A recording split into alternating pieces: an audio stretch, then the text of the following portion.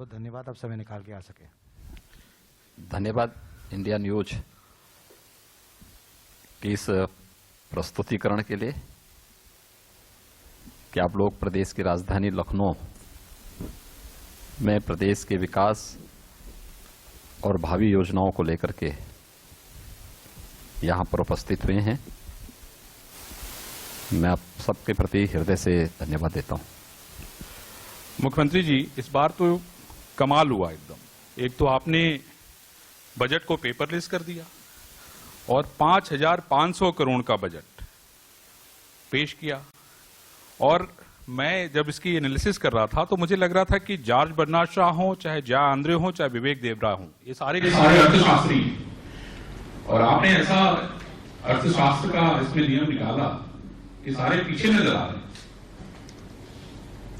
देखिए, जब उत्तर प्रदेश की हम बात करते हैं तो देश के अंदर आबादी के हिसाब से देश का सबसे बड़ा राज्य है जी उत्तर प्रदेश है। 24 से 25 करोड़ की आबादी इस प्रदेश में निवास करती है। इतनी बड़ी आबादी के लिए उसी प्रकार के संसाधन चाहिए, उसी प्रकार का इंफ्रास्ट्रक्चर चाहिए। वह 2 लाख करोड़ और 3 लाख करोड़ से नहीं हो सकता जी। हमें विकास और बुनियादी सुविधाओं के साथ ही प्रदेश के बजट को जब हम बढ़ाएंगे तभी हम उस लक्ष्य को प्राप्त करने में कुछ हमें सफलता प्राप्त होगी। और खासतौर पर उत्तर प्रदेश जैसे राज्य के लिए ये हमारे लिए बहुत आवश्यक था जी कि उत्तर प्रदेश 2017 में जब हम आए थे 2 से 2.5 लाख करोड़ का बजट था। कोविड-19 के बावजूद इस बार हमारा 5.5 लाख करोड़ से ऊपर का बजट है जी। ये बजट इस बात को लेकर के है, आप देख रहे होंगे कि हर एक व्यक्ति इस बात पर वह बहुत मजबूती के साथ विश्वास भी कर रहा है, क्योंकि वो सब चीजें दिखाई दे रही हैं। चाहे वह प्रदेश के अंदर जनता की बुनियादी सुविधाएं हों, गांव के लिए, गरीब के लिए, किसान के लिए, नौजवान के लिए, महिलाओं के लिए किए गए कार्यों का, या फिर इंफ्रास्ट्रक्चर के उसमें रोड कनेक्टिविटी का है, एयर कनेक्टिविटी का है, मेट्रो का, पब्लिक ट्रांसपोर्ट सिस्टम के लिए मेट्रो आदि के यहाँ पे जो कार्य हुए हैं या हो रहे हैं, इन सब को ध्यान में रख करके हम लोगों ने अपने बजट के दायरे को बढ़ाया। केवल बजट के दायरे को बढ़ा देने से काम नहीं चलेगा जी। हमें उसके लिए इनकम बढ़ानी पड़ेगी, और इनकम आज प्रदेश के पास है। हमने फिजूल खर्ची को रोका, भ्रष्टाचार पर मजबूती से प्रहार किया, और आज प्रदेश के अंदर हमारे पास इतनी आय है कि कोविड-19 नहीं होता। कोविड-19 ने थोड़ा एक बैरियर का काम जरूर किया है, लेकिन मैं कह सकता हूं कि सबके बावजूद हम अपनी पूर्व स्थिति में आ चुके हैं। फिर से हमारी जो रफ्तार थी वो गति पकड़ चुकी है। कोविड-19 नहीं होता, हो सकता है बजट का दायरा और बढ़ता है जी। और हम लोग प्रतिबद्ध हैं आदरणीय प्रधानमंत्री जी की मंशा के अनुरूप उत्तर प्रदेश की अर्थव्यवस्था को $1 ट्रिलियन तक पहुंचाने के लिए, $1 ट्रिलियन की इकोनॉमी बनाने के लिए हमें उस प्रकार की व्यवस्था और उस प्रकार की का सिस्टम देना भी पड़ेगा। बजट उसका एक केवल लेखा जोखा नहीं बल्कि भावी योजनाओं को भी हम सबके सामने और प्रदेश और देश के सामने प्रस्तुत करता है। मुख्यमंत्री जी, आपने अर्थव्यवस्था की बात की और उत्तर प्रदेश दूसरे नंबर पे आ गया है अगर हम बजट की बात करें और जीडीपी की बात करें। एक नारा चल रहा है उत्तर प्रदेश में कि योगी का काम बोल रहा है, जनता बोल रही है जय श्री राम। नहीं तो सर, बोल रहा योगी का काम, जनता बोले जय श्री राम। तो क्या कहेंगे इस पे? देखिए, दोनों सच हैं। दोनों सच इस बात को लेकर के है कि यह वर्ष यानी पिछले एक वर्ष के दौरान 2020-21 का जो वर्ष था वह देश और प्रदेश के लिए, दुनिया के लिए बहुत कठिन दौर का समय था। हम लोगों ने, देश ने, दुनिया ने बहुत सारी चुनौतियों को झेला है। हम लोग आभारी हैं प्रधानमंत्री मोदी जी के, जिनकी दूरदर्शिता के कारण, जिनके विजन के कारण आज देश सुरक्षित है। और उनके मार्गदर्शन में उत्तर प्रदेश के अंदर कोरोना प्रबंधन का जो कार्य हम लोगों ने किया, यह लोगों के सामने एक मिसाल तो है ही। हम प्रदेश की 24 करोड़ 25 करोड़ की आबादी को सुरक्षित रखने में तो सफल हुए ही हैं, लेकिन साथ साथ हम लोगों ने इस दौरान कुछ उपलब्धियां भी हासिल की हैं। जी 5 अगस्त 2020 को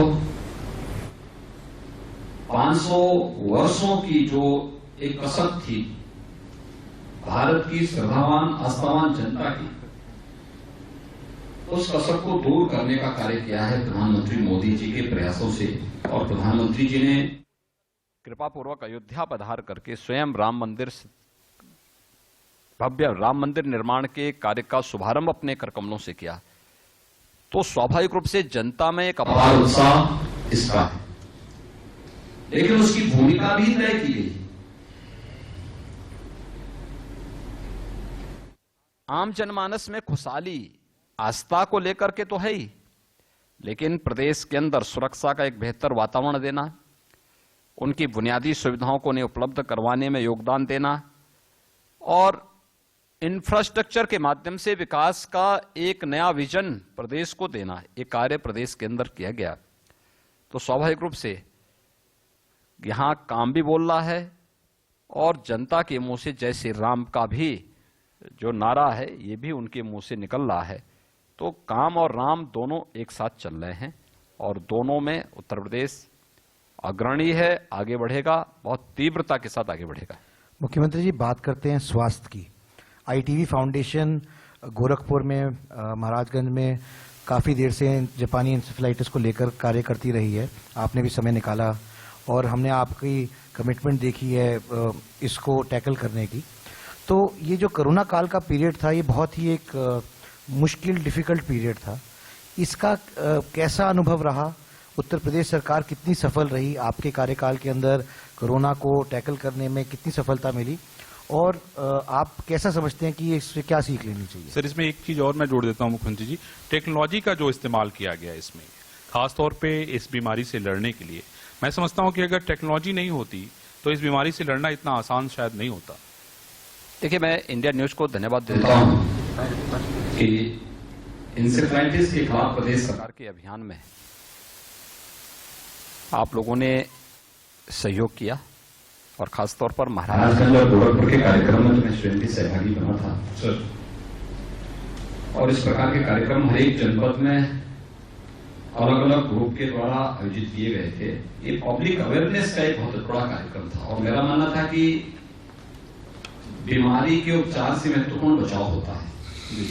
बचाव के लिए जो अभियान चले थे इंसेफेलाइटिस के दौरान, हम लोग एक एक कार्य को, उसके डॉक्यूमेंट को तैयार करते थे, फिर उसको भविष्य के लिए रखते थे, परिणाम को हम नजर रखते थे। आज इंसेफेलाइटिस 75% बीमारी के नियंत्रण है, 95% मौत के आंकड़े नियंत्रित हुए हैं। जी, ये बेहतर जो रिजल्ट रहा है उसका लाभ हमें कोरोना प्रबंधन में भी प्राप्त हुआ है। कोरोना के दौरान भी हम लोगों ने अलग अलग टीमें गठित की थी और पूरी जवाबदेही और पूरी प्रतिबद्धता के साथ वे काम करती थी। जैसे मंत्रिमंडल की टीम पॉलिसी बनाती थी, उनका काम पॉलिसी बनाने का था, वो पॉलिसी बनाने का काम अपना करते थे। इसी प्रकार से जो काम होता था आपकी जो है हमारी जो प्रशासनिक और पुलिस के अधिकारियों की एक टीम हमने बनाई थी, टीम 11 के नाम पे। ये टीम 2-2, 3-3, 4-4 विभागों को मिलाकर के एक व्यक्ति को जिम्मेदारी दी गई थी। इसलिए हमने सभी 11 लोगों की जो टीम थी वो प्रदेश के सभी विभागों को उन 11 लोगों में हमने समाहित किया था और उनकी जवाबदेही दी गई थी अलग अलग कि कौन डोर स्टेप डिलीवरी के कार्य को, कम्युनिटी किचन को कौन देखेगा, हेल्थ इंफ्रास्ट्रक्चर के साथ साथ लॉजिस्टिक के कार्य को कौन देखेगा। लॉकडाउन की सफलता के साथ साथ हम प्रदेश के अंदर सुरक्षा का एक बेहतर वातावरण जो चला रहे बना रहे, कहीं कोई दिक्कत न हो, इसको बनाए रखने में कौन टीम काम करेगी। अलग अलग टीम अलग अलग काम कर रही थी। तो टीम 11 काम करती थी। मेरी नित्य इनके साथ सुबह 2 घंटे की इनके साथ मेरा संवाद और बैठक नियमित फिजिकली होती थी, आमने सामने बैठ के चर्चाएं होती थी।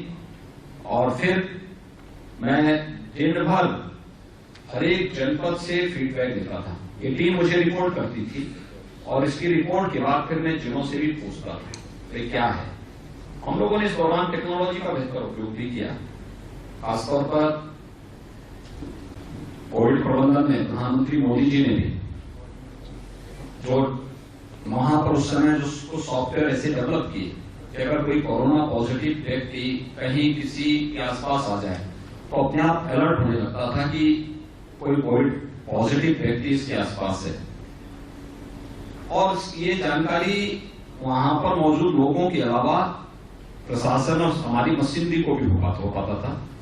एक हम लोगों ने ऐसा भी सॉफ्टवेयर विकसित किया कि अगर कोई व्यक्ति कहीं जांच करा रहा है, उसने उसका सैंपल लिया गया, उसका कोविड पॉजिटिव आया, तो कोविड पॉजिटिव आने भर से ही उसका जहां कहीं वो जाता था अलर्ट होने लगता था जी। तो ये एक बहुत अच्छा लाभ उसका एक रहा। दूसरा, हम लोगों ने इसका जो बेहतरीन लाभ और लिया कि ऐसे लोगों की रिपोर्ट को भी हम लोग ऑनलाइन भेजना प्रारंभ किए। किसी ने जांच कराई, उसकी रिपोर्ट सीधे उसके पास तक पहुंच गई, लेकिन साथ साथ उसकी रिपोर्ट हमारे पास भी होती थी। तो एक वह व्यक्ति स्वयं क्वारंटीन हो जी, अगर नहीं हो रहा है तो जहां कहीं जाएगा वो अलर्ट आने लग जाएगा जी, ये भी दूसरी सुविधा थी जी। ऐसा हम लोगों ने हर जिले में integrated command and control centre बनाए सर। एक एक चीज को लेकर के, कोविड में टेस्टिंग को लेकर के, ट्रीटमेंट को लेकर के,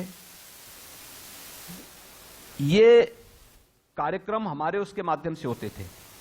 हॉस्पिटल में व्यक्ति एडमिट है, उसका हालचाल लेना, वहां पे डॉक्टर जा रहे हैं कि नहीं जा रहे हैं, उनको अच्छा भोजन मिल रहा है कि नहीं मिल रहा है, अन्य सुविधाएं वहां मिलने कि नहीं मिल रही, इन सब चीजों की जानकारी भी हम उसके माध्यम से करते थे। ये सभी कार्यक्रम हमारे इसके माध्यम से चलते रहते थे। तो ये कार्य हम लोगों ने उसके माध्यम से वहां पर integrated command and control centre के माध्यम से किए, जो आज भी हमारे फंक्शनल हैं और वो बेहतर तरीके से कर रहे हैं। तीसरा, हम लोगों ने वर्चुअल आईसीयू प्रारंभ की। हम लोगों ने इस दौरान टेली मेडिसिन और टेली कंसल्टेशन की व्यवस्था की। दूर दराज के क्षेत्र जहां पर लोगों के पास विशेषज्ञ चिकित्सक नहीं थे, तो वहां पर हम लोगों ने कोविड हॉस्पिटल तो बनाए, ट्रेन मैन पावर भी दिया, लेकिन विशेषज्ञ चिकित्सक कहाँ से आएंगे? इसके लिए वर्चुअल आईसीयू के साथ पीजीएमयू से, एसबीसीजीआई से, आरएमएल के साथ जोड़ने का काम किया। ये हमारे 3 प्रतिष्ठित चिकित्सालय लखनऊ में हैं, इनके साथ जोड़ने का काम किया। बीएचयू से जोड़ने का काम किया, एम्स दिल्ली के साथ जोड़ने का काम किया। उसका हमें बहुत लाभ मिला और उसी इंफ्रास्ट्रक्चर का उपयोग हम लोगों ने फिर शेष समय में टेली मेडिसिन और टेली कंसल्टेशन के लिए किया। तो ये टेक्नोलॉजी का बहुत बड़ा रोल रहा, एक कोविड नियंत्रण में, लेकिन साथ साथ कॉमन मैन को बुनियादी सुविधाएं देने में भी। जैसे 80,000 कोटी की दुकान जी, हर महीने 2 बार लोगों को खाद्यान्न उपलब्ध कराना था। हमारे पास ई पॉस मशीन थी, ई पॉस मशीन का हमने बेहतरीन किया। उत्तर प्रदेश का कोई नागरिक देश के अंदर कहीं पर है, हम लोगों ने उसको नेशनल पोर्टेबिलिटी सिस्टम का लाभ दिया। हमारे यहाँ वृद्धावस्था पेंशन, दिव्यांगजन पेंशनर, विधवा पेंशन की राशि लोगों के खातों में सीधे जाए, इसकी व्यवस्था हम लोगों ने उन लोगों को उपलब्ध कराई और डीबीटी के माध्यम से उनके अकाउंट में दिया। बैंकों में भीड़ न हो, उसके लिए डीसी सखी के नाम पर या बैंक कॉरेस्पॉन्डेंट हर गांव में तैनात किए गए, तो लोग पैसा वहीं पे ला करके लोगों को उपलब्ध करा देते थे। तो सभी कार्यक्रम चले। 2 करोड़ 40 लाख किसानों को प्रधानमंत्री किसान सम्मान निधि का पैसा उनके अकाउंट में दिया। 3 करोड़ 56 लाख जनधन अकाउंटधारी महिलाएं थी प्रदेश के अंदर, उनको हर महीने 500 रुपये अतिरिक्त राशि सहयोग के लिए उपलब्ध करवाने का कार्य किया। 54 लाख हम लोगों ने प्रदेश के अंदर जो माइग्रेंट लेबर आए थे, या यहाँ के जो हमारे निवासी कामगार मजदूर थे या फिर स्ट्रीट वेंडर्स थे, इन लोगों को भी भरण पोषण भत्ता हमने डीबीटी के माध्यम से दिया। अगर ये सब नहीं होता बहुत कठिन महामारी से झेलने में, इसको सामना करने में चैलेंज होता। टेक्नोलॉजी ने हमारी राह को आसान किया और हमने टेक्नोलॉजी को अपना करके इन सभी समस्याओं का समाधान का मार्ग भी प्रशस्त किया। मुख्यमंत्री जी, कुछ कंट्रोल रूम जो है हम लोगों को उस दौरान विजिट करने का मौका मिला था और हमने देखा था कि किस तरीके से महाराष्ट्र से, बिहार से लोग ये कहते थे कि नहीं भाई योगी जी के यहाँ मिल रहा है तो मुझे भी चाहिए। ये मेरे सामने का उदाहरण है। एक महिला ने हमारे सामने बिहार से फोन किया कि भाई योगी जी सबको दे रहे हैं तो मुझे भी दे। तो ये एक अद्भुत घटना है। देखिए, ये विश्वास की बात। भगवान चाहें, भगवान ऐसी कृपा करें कि किसी के ऊपर इस प्रकार का संकट न आए। जी, लेकिन हमारे सामने एक अवसर भी था सेवा का एक बेहतरीन उदाहरण प्रस्तुत करने का। और हमारी सरकार ने, हमारे सहयोगियों ने, प्रदेश की जनता ने उस समय सेवा का जो बेहतरीन उदाहरण प्रस्तुत किया, यह देश में एक मानक बना। लोगों ने इस बात को कहना शुरू।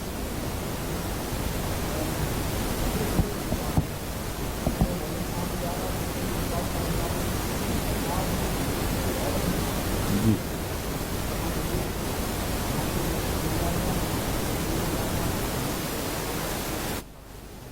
और आपने पहुंचाया। हजारों छात्रों को आपने कोटा से लाने का काम किया और उनके घर घर तक, बहुत सारे लोग ऐसे थे जो बिहार तक के थे, उनको भी उनके घर तक पहुंचाए, जबकि इसमें बड़ी राजनीति भी हुई। और लॉकडाउन प्रारंभ होते ही दिल्ली से अचानक लाखों की संख्या में कामगार और श्रमिक निकल पड़े। जी, हमें पहले उस चरण में उनकी व्यवस्था करनी पड़ी।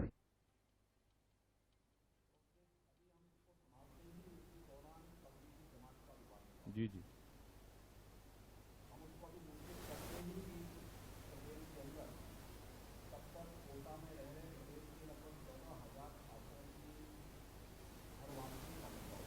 जी,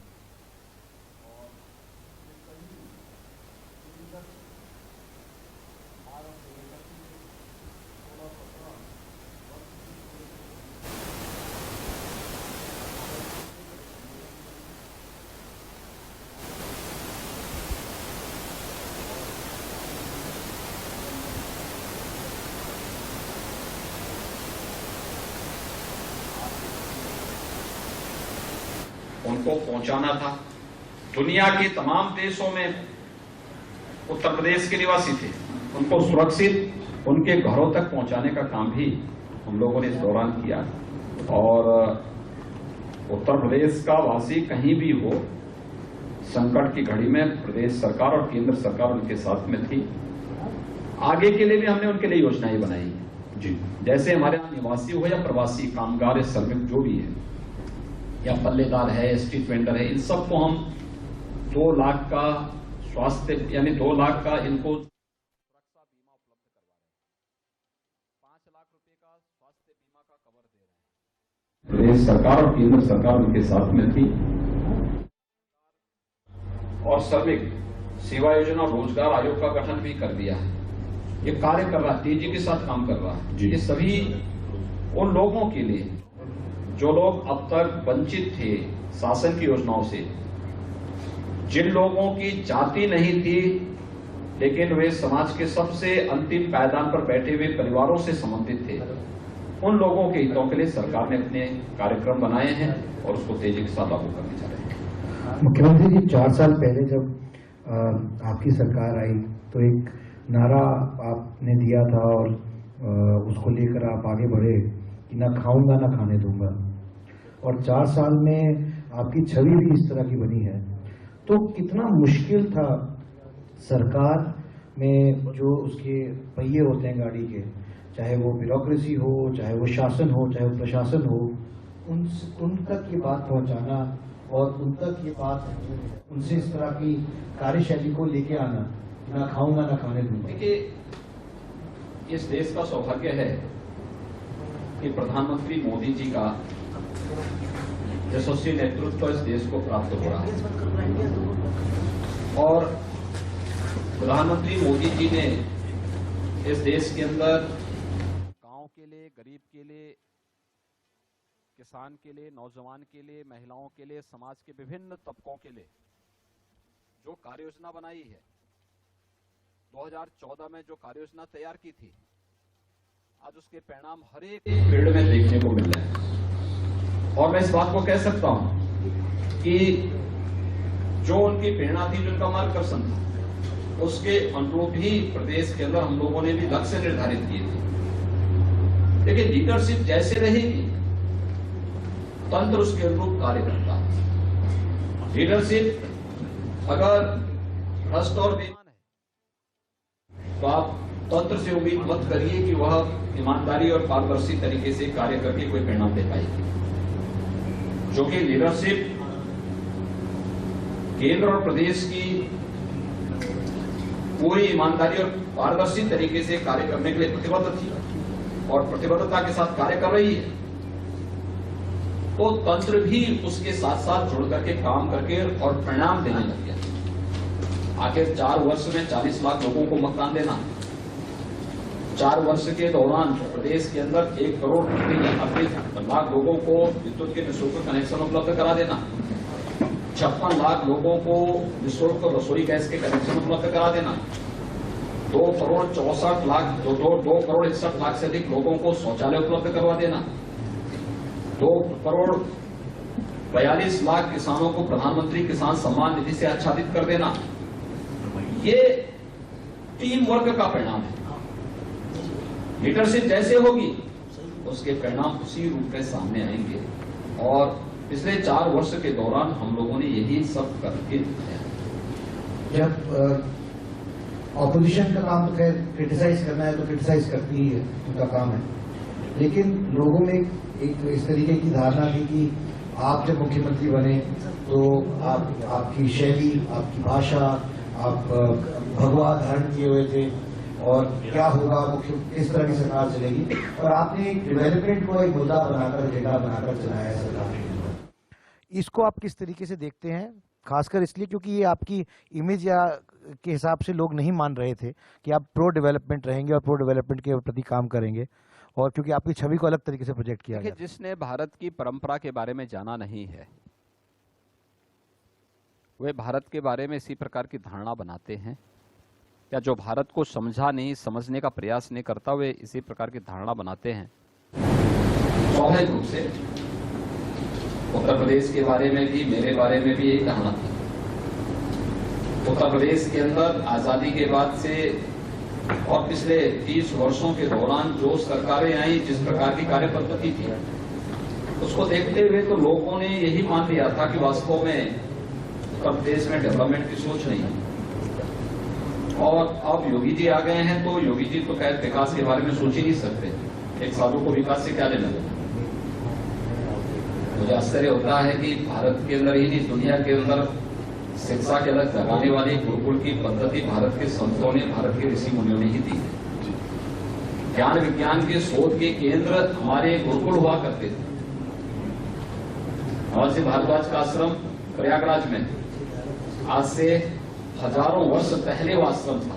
देश दुनिया की पहली गुरुकुल है और महर्षि भारद्वाज पहले ऋषि हैं जिन्होंने देवानंद शास्त्र पर उस समय शोध करके दुनिया को अलग अलग प्रकार के विमानों की संरचना के बारे में बताया। आज जब हम पायलट रहित विमान भेजते हैं तो ये परिकल्पना से हजारों वर्ष पहले न केवल परिकल्पना बल्कि उसको साकार करके दिखाया था महर्षि भारद्वाज। तो जिसको भारत के बारे में जानकारी नहीं तो अपने अंतर्गत ज्ञान से अपनी मानसिकता और अपने बात को उसी रूप में रखेंगे। लेकिन जो भारत के बारे में जानता है, भारतीयता के बारे में जानता है, भारत की पुरातन संस्कृति और भारत की पुरातन ज्ञान विज्ञान की परंपरा के बारे में विज्ञ है, उससे न पहले कोई संदेह था, न आज कोई संदेह है, न भविष्य में कोई संदेह होने जा रहा है। और हम लोगों ने भी प्रदेश के अंदर उसी ईमानदारी और उसी प्रतिबद्धता के साथ काम किया है, काम कर रहे हैं, बेहतर रिजल्ट देने का प्रयास कर रहे हैं। मुख्यमंत्री जी, एक और योजना की बड़ी चर्चा हो रही है इस समय, जो आपने शुरू की है, अभ्युदय योजना। और उसके तहत आप चाहते हैं कि भाई जो ब्यूरोक्रेट्स हैं, जो लोग हैं, जो गरीब बच्चे हैं, उन तक शिक्षा का अलग जगह, वो भी मुख्य धारा में शामिल हों, और मैं समझता हूं उनकी जिंदगी और उनकी तकदीर भी बदले। देखिए, प्रदेश के युवाओं के लिए एक अवसर है, और ये अभ्युदय योजना हम लोगों ने इसी उद्देश्य से प्रारंभ की है। मुझे याद है कोविड-19 के दौरान हमें कोटा और अन्य क्षेत्रों से अपने यूथ को सुरक्षित उनके घरों तक पहुंचाने के लिए कितनी मशक्कत करनी पड़ी थी। कोविड-19 के खिलाफ लड़ाई अब अंतिम चरणों में चल रही है, लेकिन हमें सावधानी और सतर्कता तो बरतनी पड़ेगी। इस सावधानी और सतर्कता को ध्यान में रखने के लिए ही हम लोगों ने व्यवस्था की है। बहुत सारे छात्र ऐसे हैं जो अपने घरों में रहते हैं, पारिवारिक स्थिति ऐसी नहीं होती कि वो अच्छे कोचिंग संस्थान में जाकर के पैसा दे सकें। वह यूपीएससी की तैयारी कर रहा है, वह स्टेट जैसे यूपी पीएससी की तैयारी कर रहा है, वह नीट की तैयारी कर रहा है, आईआईटी जेई की तैयारी कर रहा है, या फिर एनडीए या सीडीएस की तैयारी कर रहा है, या बैंकिंग या किसी भी अन्य प्रकार की सर्विसेज के लिए वो तैयारी कर रहा है। उसके सामने ये भाव, पहले ही उसके मन में भाव आ जाता था कि देखिए साहब, अन्य लोगों के पास सुविधा है, वे लोग अच्छे कोचिंग सेंटर में जाकर के अपना पूरा उस कोर्स के बारे में जानकारी ले रहे हैं, लेकिन मेरे पास मेरा पारिवारिक स्थिति ऐसी नहीं कि मैं उसके बारे में वो कर सकूं, और कोई गाइड करने वाला नहीं था। जी। हम लोगों ने कहा बिना भेदभाव के हम लोग प्रदेश के अंदर अभ्युदय की एक योजना चलाएंगे। अभ्युदय नाम ही हमने इसलिए रखा है, अभ्युदय का मतलब सांसारिक उत्कर्ष से है। वह अपने सांसारिक जीवन में विकास के पथ पर अग्रसर हो सके, इसके मार्गदर्शन के लिए हम लोगों ने अभ्युदय योजना प्रारंभ की है। पहले चरण में हमारे 18 कमिश्नरी में योजना प्रारंभ हुई है, और इसके परिणाम की समीक्षा के साथ ही हम लोग फिर इसको जनपद स्तर पर भी लागू करने का कार्य कर रहे हैं। वो बहुत अच्छे उसके रिजल्ट हैं। हम लोग उन सभी यूथ को जो इसमें पात्रता की श्रेणी में आते हैं, उन सबको टैबलेट भी उपलब्ध करा रहे हैं, वे यूथ अच्छे ढंग से। और हमने इसमें दोनों व्यवस्था दी है कि आप फिजिकली भी क्लास अटेंड कर सकते हैं और वर्चुअली भी कर सकते हैं। ये सभी चीजें हम उसके साथ दे रहे हैं। तो अभ्युदय योजना यूथ के लिए बहुत लोकप्रिय योजना बनती जा रही है, और खासतौर पर प्रतियोगी परीक्षाओं की तैयारी करने वाले छात्र छात्राओं के लिए तो एक अभिनव योजना है। सर, कल महिला दिवस है, अंतर्राष्ट्रीय महिला दिवस है। मीनाक्षी जी बैठी हैं, आप मीनाक्षी जी वैसे ही सवाल पूछ लीजिए, सर को सुनाई पड़ेगा। बहुत सारी योजनाओं का जिक्र कर रही थी रास्ते में, बोले पिंक बूथ योजना, मैंने देखा बहुत सारे बूथ बने हुए हैं। कई सारे महिलाओं के लिए आपने कार्यक्रम किया है, उनकी सेफ्टी के लिए, उनकी सिक्योरिटी के लिए, उनकी सेफ्टी के लिए, उनकी सिक्योरिटी के लिए मैंने पिंक बूथ देखा है। उनके एजुकेशन पे आपने इतना काम किया है। ये सब चीज़ की आपको प्रेरणा कहाँ से मिलती है? देखिए, आधी आबादी को नजरअंदाज करके हम पूरी व्यवस्था को आगे नहीं बढ़ा सकते, और आधी आबादी के मन में सुरक्षा का भाव पैदा हो, समाज का दृष्टिकोण उनके प्रति सम्मान का हो, और वह स्वावलंबन के मार्ग पर प्रशस्त होकर के सशक्तिकरण के पथ पर अग्रसर हो, यह शासन की मंशा थी। इसीलिए हम लोगों ने शारदीय नवरात्रि में 2020 में मिशन शक्ति का एक अभियान प्रारंभ किया था। मिशन शक्ति का यह अभियान महिलाओं की सुरक्षा, उनके सम्मान, उनके स्वावलंबन और सशक्तिकरण से जुड़ा हुआ है। 8 मार्च को अंतर्राष्ट्रीय महिला दिवस है कल, तो अंतर्राष्ट्रीय महिला दिवस के अवसर पर हम लोग एक कार्यक्रम के माध्यम से जो हम लोगों ने अब तक के कार्य किए हैं, कुछ का लोकार्पण पहले हो चुका है, कुछ का कल होने जा रहा है। जैसे प्रदेश में 1535 थाने हैं, उन सब में हेल्प डेस्क महिलाओं के लिए अलग से बन चुके हैं। 350 से अधिक तहसीलें हैं, उन सभी तहसीलों में भी ये सब सुविधा हम दे चुके हैं। हम लोगों ने प्रदेश में पुलिस बल में भर्ती की, उस भर्ती में 20% हम महिलाओं के आरक्षण उसमें किए, उन महिलाओं की भर्ती उसमें होगी, इसमें भी हम सफल हुए हैं। ऐसे ही अलग अलग उसमें भी हम लोगों ने काफी सफलताएं प्राप्त की। अब कल हम लोग देने जा रहे हैं हर जो अब कमिश्नरी जो हमारी रेंज है और कमिश्नरी मुख्यालय पे एक रिपोर्टिंग थाना में स्थापित करने जा रहे हैं, जहां पर केवल महिलाओं की सुनवाई होगी और महिलाओं से जुड़े हुए किसी भी अपराध या किसी भी मामले को वहां पर वह एफआईआर दर्ज करने से लेकर के उससे जुड़ी हुई कार्रवाई को आगे बढ़ा सकता है। ये सभी चीजें हमने इसमें प्रारंभ की हैं और भी अन्य तमाम उनके लिए कार्यक्रम प्रारंभ हुए हैं। पिंक बूथ की स्थापना हुई है और भी अन्य चीज़ों को हम लोगों ने इसके साथ जोड़ा है और मुझे विश्वास है कि हमारा जो ये अवेयरनेस का कार्यक्रम है, ये अवेयरनेस के कार्यक्रम के साथ साथ हम लोग इसमें फिर आने वाले समय में हम लोग इसको इसके साथ भी जवाबदेही के साथ इसको आगे बढ़ाने का कार्य कर रहे हैं। मुख्यमंत्री जी, हमने महिलाओं की सुरक्षा की बात की, लॉ एंड ऑर्डर और क्राइम भी एक ऐसा विषय रहा है जिसको लेकर आपकी सरकार ने काफ़ी कार्य किए हैं, काफ़ी एक्शन भी हुआ है और काफ़ी चर्चा में भी रहे हैं ये विषय। एंटी रोमियो सर रहा हो, ये सारे विषयों को लेकर उत्तर प्रदेश में एक धारणा थी कि क्राइम को काबू पाना शायद संभव नहीं है, जिस तरह से ऐतिहासिक तौर पे क्राइम का ग्राफ रहा है और आंकड़े जो बताते हैं। लेकिन जिस तरह का एक्शन लिया गया है क्राइम को कंट्रोल करने के लिए क्रिमिनल्स के अगेंस्ट, वो सिर्फ औपचारिक तौर पर नहीं है, वो विजुअल तौर पर और ग्राउंड पर भी किया गया है। लोगों की बिल्डिंगें भी के ऊपर एक्शन किया गया है, बिल्डिंगें भी तोड़ी गई हैं, वो भी किया गया है। आप मानते हैं कि लोगों के मन से भय खत्म करने के लिए ये बात लोगों तक पहुंचानी जरूरी है ताकि इस समस्या को जड़ से खत्म किया जा सके? देखिए, उत्तर प्रदेश की राजनीति पिछले 30 वर्षों से आपराधिक माफिया गिरोहों की चपेट में आ चुका था, उनकी गिरफ्त में थी और पिछली सरकारें तो बड़ी बेशर्मी के साथ इस प्रकार की घटनाओं को और इस प्रकार के किसी पेशेवर अपराधी और माफिया को संरक्षित करने में गौरव की अनुभूति करती थी। आपने अभी हाल ही में पंजाब के अंदर देखा होगा कि कैसे एक राष्ट्रीय दल का पूरा नेतृत्व एक कुख्यात माफिया को किस तरीके से सुरक्षित करने का कार्य कर रहा है। ये सभी घटनाएं इस बात को बताती हैं कि कहीं ना कहीं इन लोगों के मन में अभी भी कोई लोग लाज नहीं, और यही लोग हैं जो प्रदेश के अंदर माहौल खराब करते थे। अपराध छोटा हो बड़ा हो, अपराध अपराध है।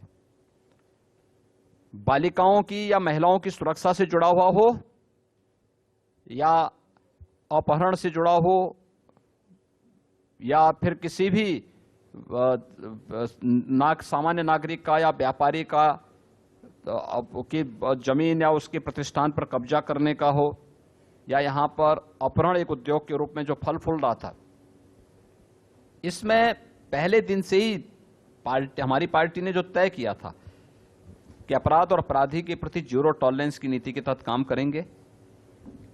जीरो टॉलरेंस की जो हमारी नीति है, और जीरो टॉलरेंस की नीति हम लोगों ने कानून के दायरे में रह करके अपराधी और आपराधिक घटनाओं को उस दायरे में ला करके प्रभावी कार्रवाई की है।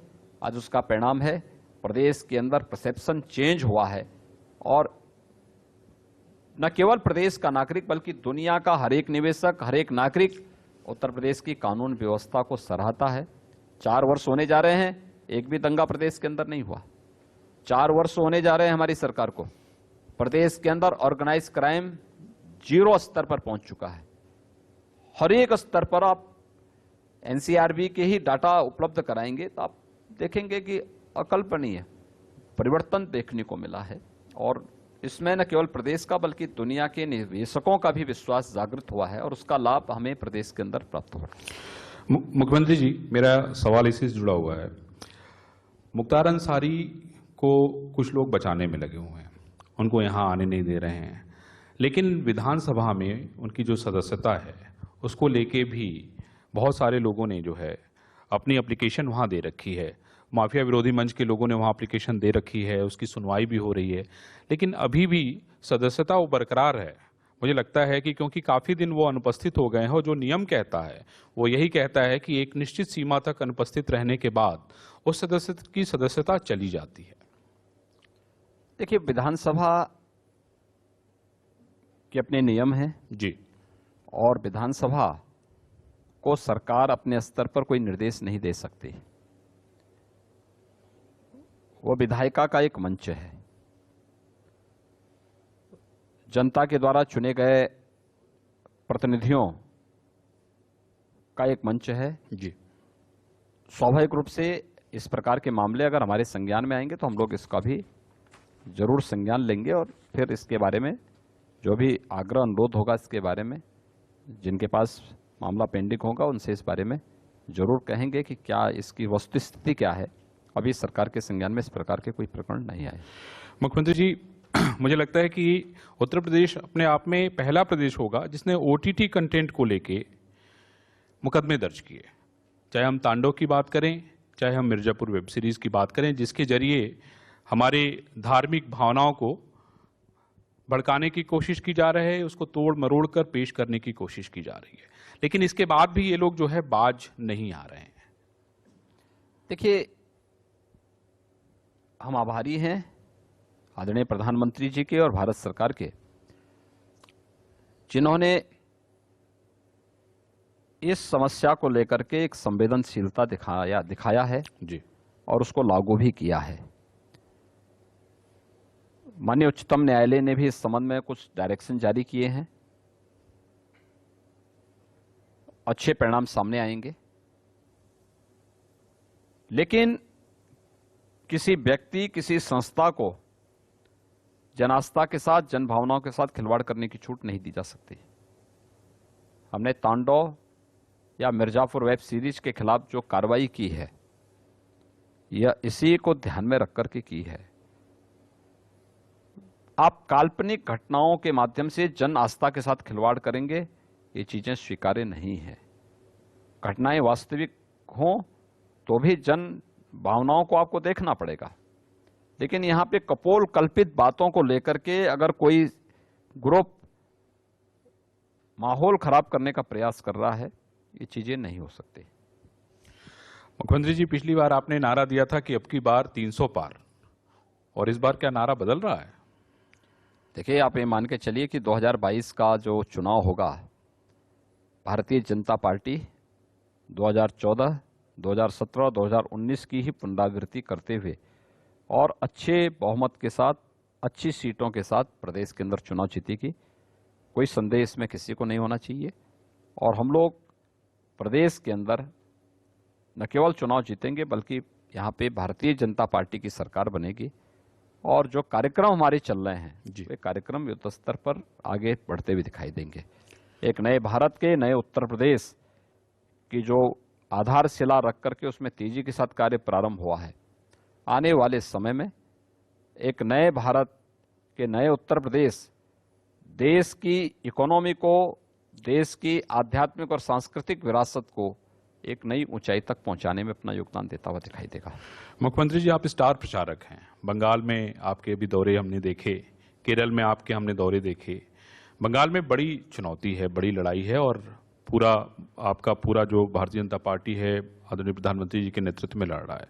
क्या उम्मीद करते हैं पश्चिम बंगाल से, क्योंकि लगातार पूरा जो आपकी पूरी नेताओं की टीम है, बड़े नेताओं की टीम है, लगातार वहां डेरा डाली हुई कई महीनों से? देखिए, बंगाल में भारतीय जनता पार्टी पूर्ण बहुमत के साथ वहां सरकार बनाएगी। आज आदरणीय प्रधानमंत्री जी की कोलकाता में जो रैली थी, अभूतपूर्व भीड़ थी, अब तक की सबसे बड़ी रैली मानी जा सकती है। जनता के मन में प्रधानमंत्री मोदी जी के प्रति और मोदी जी के मार्गदर्शन में भारतीय जनता पार्टी के मन में, भारतीय जनता पार्टी के प्रति आम जन के मन में जो श्रद्धा और सम्मान का भाव बढ़ा है वह अभूतपूर्व है, अविस्मरणीय है। और आप ये मान के चलिए कि भारतीय जनता पार्टी बंगाल के अंदर भी, असम के अंदर भी और अन्य राज्यों के अंदर भी बेहतरीन प्रदर्शन करते हुए सरकारें गठित करेगी। मुख्यमंत्री जी, इस वक्त चुनाव का माहौल है, 4 राज्यों में चुनाव होने हैं, तमिलनाडु, पुडुचेरी, बंगाल, असम, केरल में भी चुनाव आने वाले हैं। इन सब परिस्थितियों को देखते हुए कुछ राजनीतिक दल, राष्ट्रीय राजनीतिक दल ध्रुवीकरण कर रहे हैं राजनीति का क्षेत्र को लेकर, नॉर्थ को और साउथ को, north versus south, south versus north, कहीं कोई नॉर्थ संभाल रहा है, कोई साउथ संभाल रहा है। और इस तरह की राजनीति को आप कैसे देखते हैं और आप कैसा समझते हैं इसको?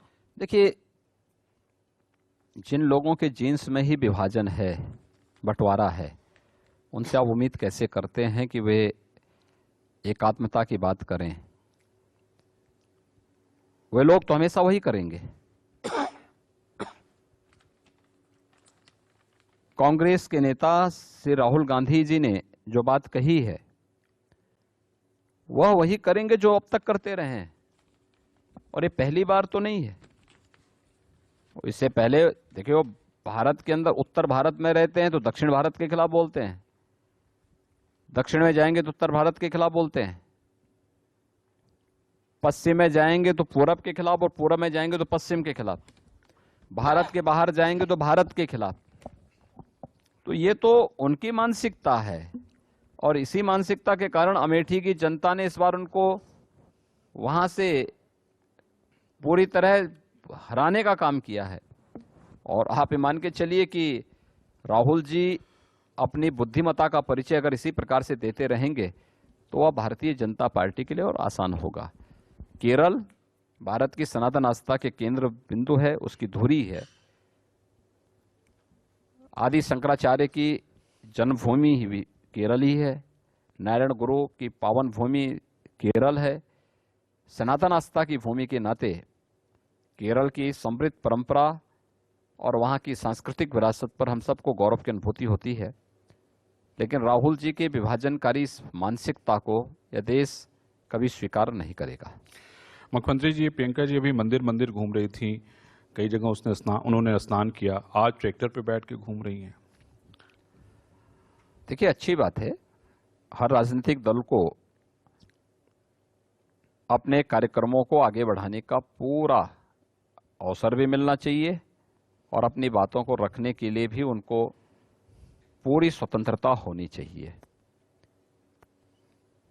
लेकिन जनता उनसे बहुत सारे प्रश्न भी कर रही है। प्रश्न तो एक, उनके भाई के द्वारा जो अभी विवाद खड़ा किया गया है उत्तर भारत का, इसके बारे में जी। दूसरा, कोविड-19 के दौरान प्रदेश और देश के प्रति इन लोगों का जो व्यवहार था उसके बारे में। तीसरा, जब सीमाओं पर हमारी सेना जूझ रही थी उस समय इन लोगों के द्वारा जो वक्तव्य दिए जा रहे थे, इसको लेकर के भी बहुत सारे ऐसे मुद्दे हैं जिनको लेकर के जनता भी उनसे पूछना चाहती है कि वास्तव में उस पर कांग्रेस का रवैया क्या था और कांग्रेस उन मुद्दों पर क्या स्पष्टीकरण दे पाएगी। मुख्यमंत्री जी, एक और नई बात सामने आई कि भाई केंद्र जो है 3 नए कृषि कानून संशोधन के लिए तैयार है। उसके अलावा केंद्र सरकार 41 प्रदर्शनकारियों से 11 दौर की वार्ता कर चुकी है। आपने जो बिल पास हुआ है उसको 1.5 वर्ष के लिए सस्पेंड करने के लिए तैयार है। इन सारी बातों के बाद भी किसान आंदोलन जो है वो जारी है और यही 41 प्रदर्शनकारी, मतलब 41 जो अलग अलग प्रदर्शनकारियों का जो गुट है, वो इस बात को क्यों नहीं समझ पा रहा है कि बैठें, बात करें और देश को आगे ले जाएं, देश को विकास के रास्ते पे ले जाएं। देखिए, लोकतंत्र की सबसे बड़ी ताकत है संवाद। जी। किसान नेताओं के साथ भारत सरकार 11 दौर की बातचीत कर चुका है और भारत सरकार ने बहुत स्पष्ट कहा है कि भाई देखिए, सरकार मुद्दों पर बातचीत करने को तैयार है। लेकिन अगर हम बात कर लें, एक बात पे रिजिड हो जाएं कि नहीं, कानून वापस होना चाहिए, आखिर आपको उसकी खामी तो गिनानी पड़ेगी। और फिर ये सिलसिला कब तक चलेगा? आज आप 3 कृषि कानूनों की बात कर रहे हैं जी।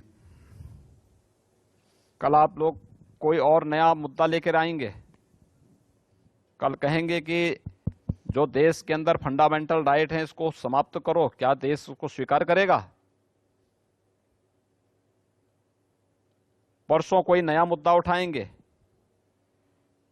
फिर एक दिन उठाएंगे कि भारत के प्रतीकों के प्रति जो हमारा संवैधानिक दायित्व है उनका सम्मान करना, इसको समाप्त कर दीजिए क्योंकि ये तो हमारी स्वतंत्रता में बाधक है। क्या कोई देश इसको स्वीकार करेगा? दुर्भाग्य ये है, भोले भाले किसानों के कंधों पर बंदूक रख करके कांग्रेस और उनके सहयोगी दल जो हैं, ये सभी मिलकर के इस षड्यंत्र के पार्ट हैं और इन्हीं के ये चेहरे सामने आ रहे हैं। आप पूछ लीजिए ना, मैं पूछना चाहता हूं जी, कांग्रेस नेतृत्व से ही, वो 3 कृषि कानून के बारे में बता दें। परेशानी क्या है, खामी तो बताएं उसमें, 1 2 3 कुछ भी नहीं बता पाएंगे। नहीं आपने तो कुछ भी खुला नहीं बता पाएंगे। जी, कॉन्ट्रैक्ट फार्मिंग भारत के अंदर पहले से चल रही है, यूपी में भी चल रही है। जी, किसान की आमदनी को कई गुना बढ़ाना है तो यह आवश्यक है। किसान संगठनों ने इसका ऑर्डिनेंस आने पर स्वागत किया था, लेकिन आज राजनीतिक कारणों से विरोध कर रहे हैं। मंडी,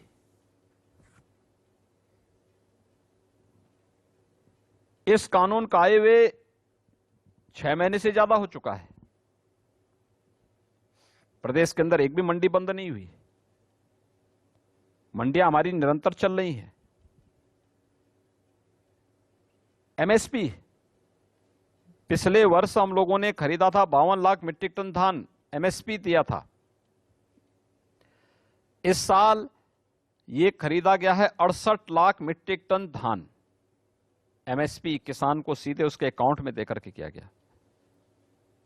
ये तो जबरन वाली बात है, गुमराह करने वाली स्थिति है कि किसान के कॉन्ट्रैक्ट खेती के माध्यम से किसान की खेती को बंधक बना करके उसको पूरी तरह उससे बेदखल कर दिया जाएगा, या मंडियां बंद हो जाएंगी, एमएसपी नहीं मिलेगा।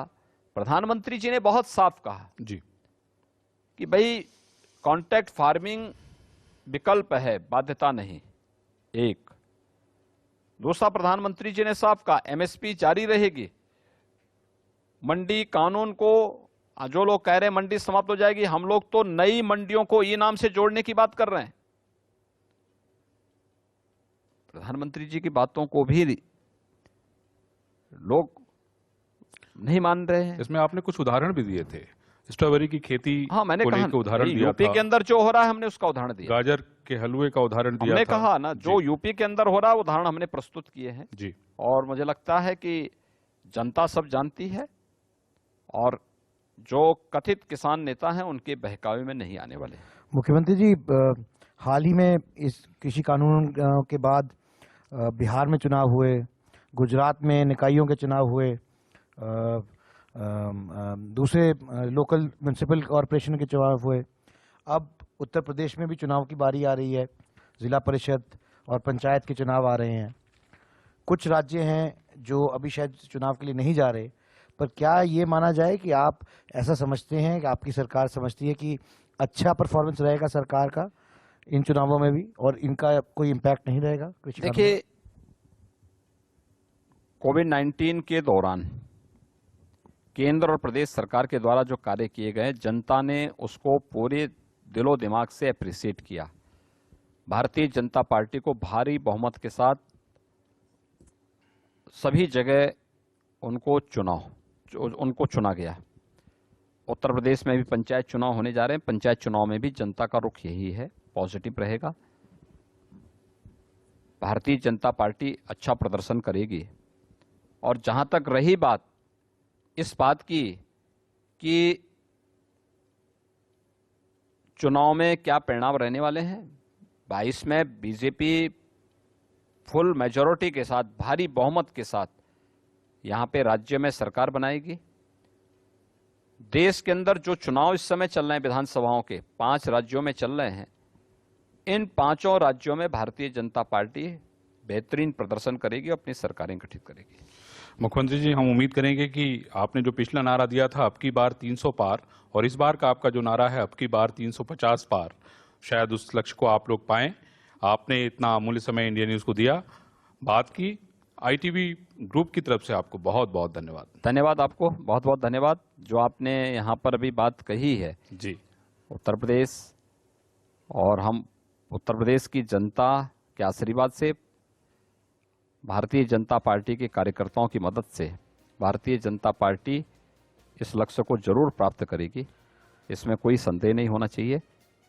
इंडिया न्यूज को मैं इस आयोजन के लिए हृदय से धन्यवाद देता हूँ। मुख्यमंत्री जी, ये हमारे वन इंडिया कार्यक्रम का आज हिस्सा है। हमारे 12 चैनल में करोड़ दर्शक बंगाल से लेकर गुजरात तक, पंजाब से लेकर असम तक आज ये कार्यक्रम देख रहे हैं। तो अगर जाते जाते एक आखिरी शब्द अपनी तरफ से आप सारे दर्शकों के एक लिए संदेश दे दें। कोई संदेश देना चाहें। देखिए, इंडिया न्यूज से जुड़े हुए जितने भी हमारे दर्शकगण हैं, मैं उन सब से इसी बारे में अपील करूंगा कि आज भारत दुनिया की एक नई ताकत के रूप में उभर रहा है। प्रधानमंत्री मोदी जी के परिश्रम से, प्रयास से और उनके विजन से आज वैश्विक मंच पर भारत की जो प्रतिष्ठा बढ़ी है, हर भारतीय को चाहिए कि उससे उसका गौरव तो बढ़ा है, लेकिन हमें भी प्रधानमंत्री जी के विजन के साथ, उनके परिश्रम के साथ जोड़ करके अपने अपने फील्ड में कार्य करना होगा। ईमानदारी के साथ अपनी प्रतिबद्धता को आगे बढ़ाना पड़ेगा। ये हम सबकी सामूहिक जिम्मेदारी बनती है। विश्वास के साथ मैं कह सकता हूं कि अभी जो चुनाव होने जा रहे हैं, इन चुनावों के बाद देश के अंदर एक जो नया माहौल आएगा, क्योंकि तब तक हम लोग कोविड-19 के खिलाफ 1 वर्ष की लंबी लड़ाई के साथ एक बहुत बड़े तबके को वैक्सीन उपलब्ध करा करके सुरक्षित कर चुके होंगे, जिसमें हेल्थ वर्कर्स और फ्रंट लाइनर जितने भी हैं, ये सभी लोग इससे आच्छादित हो चुके होंगे। एक लंबी लड़ाई इस प्रकार की कोरोना प्रवृत्ति के तत्वों के खिलाफ भी लड़ने की तैयारी हम सबको करनी पड़ेगी। इंडिया न्यूज एक सकारात्मक पहल को आगे बढ़ा रहा है। मैं सभी ग्रुप को और इंडिया न्यूज से जुड़े हुए सभी दर्शकों के प्रति भी अपनी शुभकामनाएं देता हूं। धन्यवाद जी। बहुत बहुत थैंक यू सर। सर, मेरी किताब 3 भाषाओं में आ गई है प्रधानमंत्री जी की, तो मैं चाहता हूं कि सर उसको जरा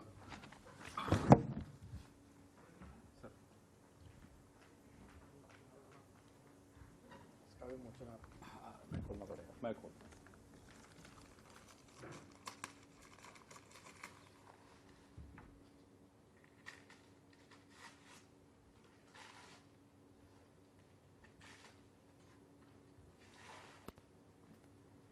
ये तो हमने आपको हिंदी हाँ, मेरे पास आ गया। और ये इंग्लिश और गुजराती। वाह सर,